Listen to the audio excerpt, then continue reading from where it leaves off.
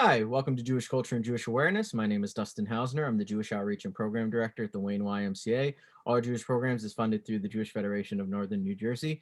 So today I'm very happy with today's guest because I think not only is the individual just a magnificent human being, but she has made some truly delicious treats for us. She does a lot of great work. I'm going to have her explain herself in a little bit, but I'd like to introduce to you a friend, someone who, again, is just so much wonderfulness that I don't have the words to describe it. My friend Rebecca Colt. Rebecca, is so great to have you with us today.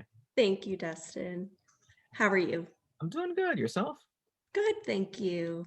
So, Rebecca, you're doing something that I greatly admire and I wish I had the skills to do. So, many times for anyone who's watching, who's ever been on social media, there's a big craze about, taking images of food and showing how delicious they are and how amazing they are.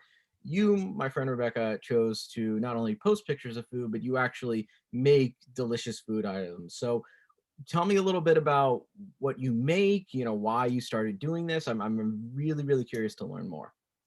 Well, actually, years ago, um, I wasn't a food blogger, obviously, but I would go into the city and go to restaurants and take pictures of food.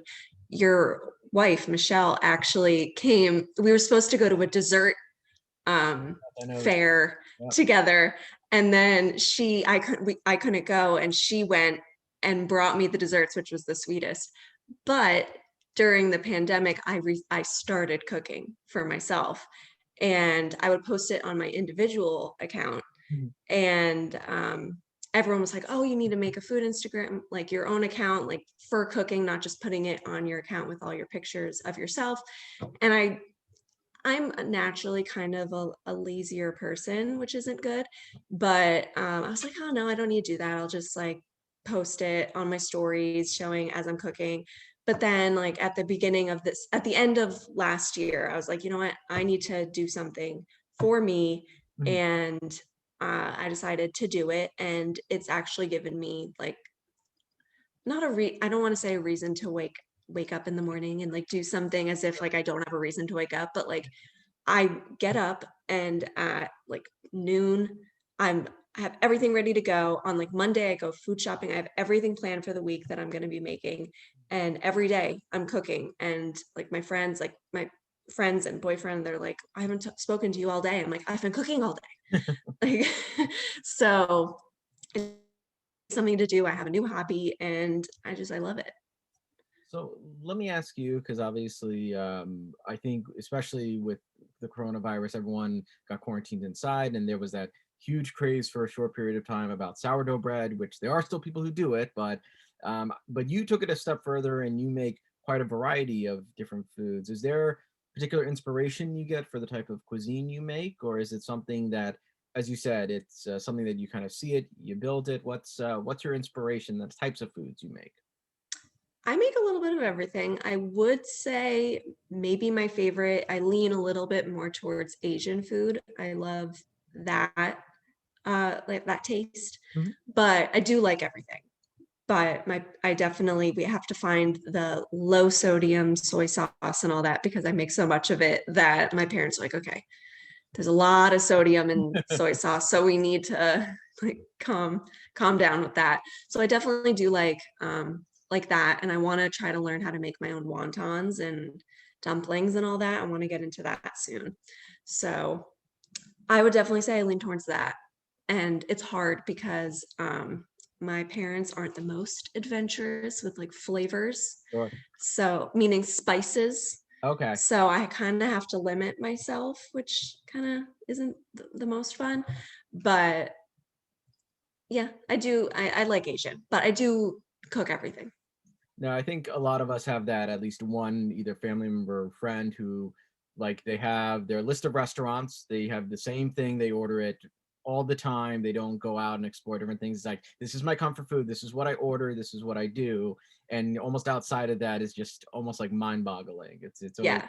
an interesting experience. But just if you end up making, and I'm going to pronounce this wrong, I apologize to anyone who's offended, bao Mhm. dumplings, let me know. My daughter is obsessed with the short. If anyone I hasn't, watched that. It was so cute. is wonderful. I don't. It's I won't reveal anything with it, but it's a very powerful, emotional short. It's wonderful. I highly recommend. It's a Pixar short. You can catch it on Disney Plus. My daughter loves it, so I've been dying to get her ones. For obviously, it would be for me, plant-based stuff, but for her, she would have a bit more openness. But I've been wanting to get them for her for a long time. But Yes. for today, we're very fortunate. You actually took the time to make food for this specific interview. I'm really excited to see what you made for us and to learn how you made it. Yes. So one of the things I made was from my great grandma's recipe. I have a whole book of her recipes. So I had to do that. So I made matzo ball soup, as one should. That You can't make, because we did Passover. We did Passover themed. So for Passover, obviously you have to make matzo ball soup. My family likes small, hard matzo balls. Okay. That's what we prefer. So I always have to add more matzo meal to make it harder, apparently. Didn't know that. So they're about the size of like golf balls. And we have carrots, parsnips, turnips, onions, celery, parsley, dill. Yeah, sounds Matzo pretty. balls. Did it Yeah. take very long to make, or was it fairly relatively short? No, so it's a long-ish process to get the broth and everything, the broth to get flavorful. So Mhm. basically, it's cooking for a long time, but the chopping and making of everything doesn't take long, if you understand what I'm saying. Like, No, I am. you know what I mean? Like the matzo balls don't take a long time to make. The soup, the chopping of everything doesn't take long, but it has to simmer for a long time. So yes, I did make this for this, but we had it for dinner last night. So I'm glad I was able to inspire your meal for the night before. yes, Oh, yeah, so about kill that. two birds with one stone. So I made that. And then I also made a fancy matzah pizza. Oh, lovely.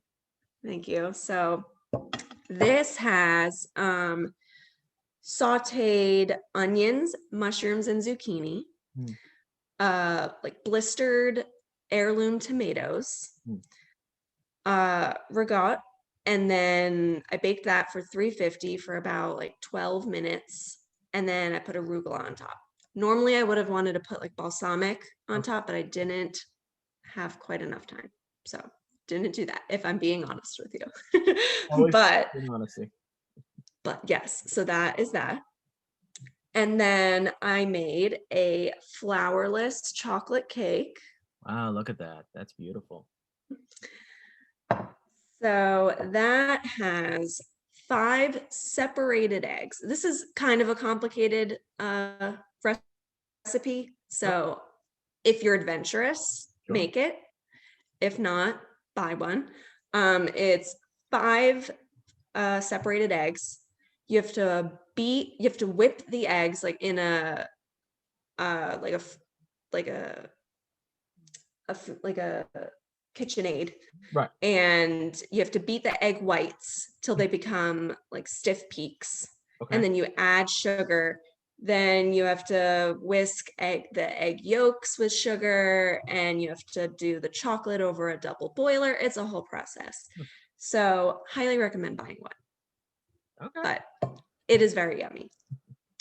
And the last thing I made for you is a Manischewitz like wine slushy. Okay. Interesting. So it's just some frozen berries and Manischewitz in a blender, and it's very delicious. I mean, each of them looked very good, and I'm curious because a bit of a backstory, since we've been talking a little bit about how we know each other. We actually met a couple of years ago on Birthright. We both happen to be Jewish, and I'm curious in regards to the matzo balls, which look delicious, by the way. You talked about your grandmother's recipe book. How important have you found it, not just for the holidays, but I've even seen it in some of your other dishes where I feel like there's some sort of Jewish inspiration, whether it's the cooking you grew up with. How important has that been to the cooking you've done, or I guess influence the types of cooking you do? Very important. Also, like incorporating family in general is important to me, like the family recipes. The other night I made my grandmother's mac and cheese. Like I won't, if she has a specific recipe, I will not go out and find a different recipe, like a different version. We made her latkes the other night. Didn't come out the best because I think we peeled them too early, so they started turning gray. And I easily could have looked up like a different recipe, but I was like, no, I want these ones to work, and they didn't. But now we know for next time. So it's very important to me, and I'm gonna pull my boyfriend into this. He's half and half Jewish. He's probably gonna watch this. And but the major half of him, he like majorly Jewish. So he didn't grow up on Jewish food or anything, but I'm going to force him to enjoy Jewish holidays and meals and stuff. Like that's very important to me. So it's important. I made these matzo balls with my mom being my sous chef last night. Lovely. Yes. So she helped me chop the vegetables and stuff. So lately, the past like year or two, I've been making all the stuff from my grandma's cookbook with my mom. So one day I can make everything for myself without her. She's like, do you see how much like how complicated this was, me having to cook everything by myself? I'm like, okay, I see now. She's like, yeah, well, grandma had to do this all by herself. I'm like, okay, so I guess that'll be me. No, So yeah, it's very important to me. well, now that we have it on video, we're now guilt tripping your boyfriend to, of course, now eat Jewish food exclusively. So this is, I feel like I this is take him to my favorite deli. I don't know if you don't live near me, but it's called Harold's, and they have like huge sandwiches, matzo balls like this big. Amazing. The best deli ever. And they have a pickle bar, the where best place. where's Harold located? Because again, you're actually a Jerseyite. You are Yes. a New Jersey girl. So, Yes. I think they have 2 locations, but the one for me is in Edison, New Jersey. okay. And it's the best. So yes, I do like small, like hard matzo balls, but these are they're this big. You can't not like them. And the sandwiches are for like 3 people. So I took him there and I made him try them, and he thought they were good. Okay. So Progress. steps, little baby steps. So yeah, very important to me. And yeah, I mean, there's some things I don't like, but a majority of stuff I like. So So you brought it up, which I think is important, especially, me having a little one, seeing, like thinking about what is Jewish cuisine and making sure like, oh, my mother used to make this or my grandmother used to make this, and, how to stay true to the recipes. Slight deviation on my part, because as I mentioned, plant-based, but, Michelle does a lot of the cooking and I think has done a magnificent job. But I'm curious for you, you know, as you said, you're being taught by your grandmother, you're being taught by, your mother. Um, have you found that in many ways the foods you're trying to make are traditional in the sense of how they'd make it, or are you trying to find modern spins? Because one thing I'll just point out is for Valentine's Day, and we're going to mention your Instagram shortly, you made these amazing treats that almost look like hummus and these amazing Valentine's Day treats that are, to me, I never would have thought of. I never would have thought of designing it that way. And it was absolutely brilliant, and it felt very Jewish, but yet open to everyone. So I would love to hear your thoughts. I actually didn't think of it that way until you brought it up. And it just like opened my mind. I was like, oh, wow. Like, I honestly didn't even think that they looked like that until you mentioned it. I was like, oh, they actually do. And then it made me feel like I could make those, and like that I want to try to make them now since you mentioned it to me. So I personally didn't even think about it until you mentioned it. But I follow this, I forget, I should have I brought it to you, but I forget what her name is. But she makes a lot of different hamantaschens where they're like birthday cake or everything bagel. She makes really cool ones. She makes rainbow challah, like all different types of like spins on traditional Jewish foods. I think she said she got married and her grandmother made a rainbow challah. And I was like, that is so like such a sweet little tradition to have. Like it was very cute. So I do follow her, and like I would like to do like get some inspiration from her. And since you brought that to me, I was like, that's really cool. I think I would like to try to make that now. Right on. So I wasn't thinking it at the time, but yeah. So the actual Instagram account where you show all this magnificent food is Plates by Rebecca. And I would love to know, because as you mentioned, it was, while you've done cooking previously, of course, it was really this past year with everything that's gone on that inspired you to really cook more and post it, and now have this, the Instagram account. Is there something you're particularly hoping will happen with your cooking Instagram? Do you want to go off and become a professional? Is this something that's just a fun hobby? What are your hopes with it? Well, for a little background, I graduated from Montclair State University as a fashion major, and I did some work in fashion, and to be honest, having trouble getting into the fashion world. Have been unemployed for a little bit. It's been rough, and I needed a hobby. I've been kind of down on myself. So I decided to take up cooking, and um, it was a hobby, and now I'm like really into it. I love it.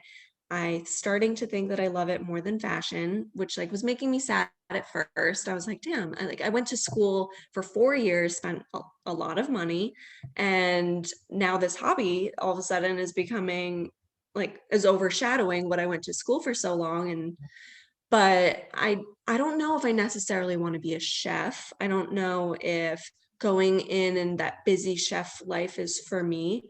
Um, I would I was thinking about having a cookbook. I think that really interests me, Oh, being able to cook whatever I want. I don't know if I necessarily like, okay, I'm going in and I'm cooking the same thing every day. I sure. don't think that's necessarily for me.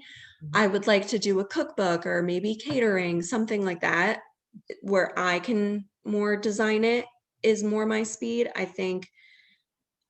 But I would like my Instagram to grow and see what comes from that. Whether that's like partnerships, or if just one person sees me and is like and would have an opportunity, like you just need to know that one person, you know? So I don't know. I'm very open. Well, the cool thing, and actually, I would say to you, the wonderful thing about your educational background is, especially these days, I would say food has had such an art form evolution in the sense of the different types of food appearances and looks. Like it is so artistic and is so, I would say, fashion friendly in a way that I would say Yes. it's never been before. So in a way, I kind of see your background as a wonderful skill as part of your Yes. abilities. Yeah. The one thing, so my name Plates by Rebecca is I recently have found this love for China, Mhm. and whether it's beautiful China or really ugly China. Like there's this one website called Replacements, and I think it's sort of like I don't know if you know what Poshmark is, where if you don't have clothes, if you have clothes or whatever you don't need anymore, you can put it up and for like a cheaper price and people can buy it from you. I'm very active on Poshmark. So it's kind of like a garage sale per se on your online. So I think Replacements is kind of like that, where if I have China I don't need, I could go put it up for $20 and you could buy it. So I was on Replacements, and they have very beautiful China, but then they also have ones with a really ugly turkey on it. Hmm. And I just find it so fascinating and I love it. And I would like to eventually one day be able to have enough China where every place setting at my table is different. I don't want matching China. I want the dinner plate, the salad plate, and the dessert plate to all be different. I don't want a matching set. Interesting. I don't know why. That's what I want. Hey, And so the Plates by Rebecca, I want a style. I could see myself, I really can see myself being a food stylist. I would love to do that. hmm. And so to go back to your other question, I just realized it right now. I do want to be a food stylist. I don't know why I told you I don't know. That is what I want to do. And I really love the idea of styling on China. Yeah. And you can tell from a majority of my pictures, I do care about the way Yes. that I put everything together. So that was the reasoning for the name of Plates by Rebecca, because I hope soon. I wasn't doing it right away. One, because I don't have the money, but two, don't have quite a big enough following yet to invest money into buying a bunch of plates of china that you know what I mean? So I'm waiting for my following to get a little bigger in order to invest in such a big thing. No, well, that's the thing about from the photos I've seen in the Instagram account of Plates by Rebecca, is you look at the photo and it's kind of one of those, like, when you see a meal and it's not quite the way you hope it looks or tastes, and you are thinking a reference point and being like, it should be like this. That's what I get from your account. Like, constantly, I see your food and I'm like, that's how food should look like. That's how it looks like it should taste. Very quickly, I was in Ireland many years ago for my honeymoon, and we went to the Guinness factory. And anytime I had Guinness in the United States, it never matched up to the taste from Yeah. Ireland. I almost feel like, and I mean this as a really nice compliment, is Plates by Rebecca, no matter what the dish is, it always has this amazing look to it, both stylized, but also like, I want to reach the hand and eat it. Like, you've Thank done an you. excellent job with that. So for anyone who's been watching, who we've been talking about your food, we saw a little bit of your food, you know, how's the best way for people to find you? You can go on my Instagram account. That is the best way to find me. Um, don't have a Facebook yet just because, I mean, I have my personal Facebook, but I don't have a Facebook account for my Instagram just because it's a little too much to juggle when I don't have enough followers yet. Right now I have about, I think, like 250 or so. So we'll see. When I get a little bit more, then I will. So yeah, and my Instagram, Plates by Rebecca, is where you could find me right now.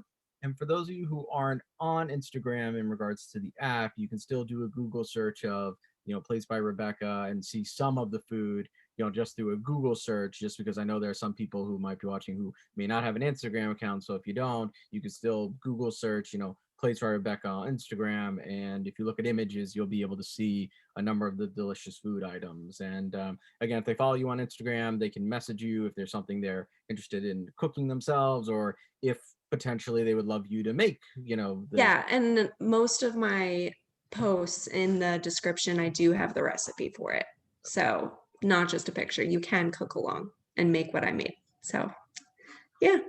Nice. So the last thing I'll ask is, in regards to, for someone who, I'll even say for myself, for someone who cooks to an extent, but I'm not going to say is awful, but it could be a lot better. Mhm. What is the inspiration for not only just taking the time to, cook and learn how to do it yourself, but to get to the level where I would say you're at, where it looks delicious, it tastes good, it's, all the things you want it to be. What's the encouragement, I guess, is a way of doing it for people to cook? One, it does save. I would say it saves money because if you buy in bulk, Yeah. let's say you buy like a a pack of chicken that has like 6 chicken breasts in it. Mhm. And then you freeze it. That'll last you a pretty long time. Because obviously you're not going to want chicken every day of the week. So you'll have enough chicken for a bunch of meals. And then you have pasta. There's a bunch of basics. I have a whole spice rack that you can make. If you take those chicken, I can make that so many different ways with all the different spices that I have. I can make an Asian chicken, a Mexican chicken, an Italian chicken.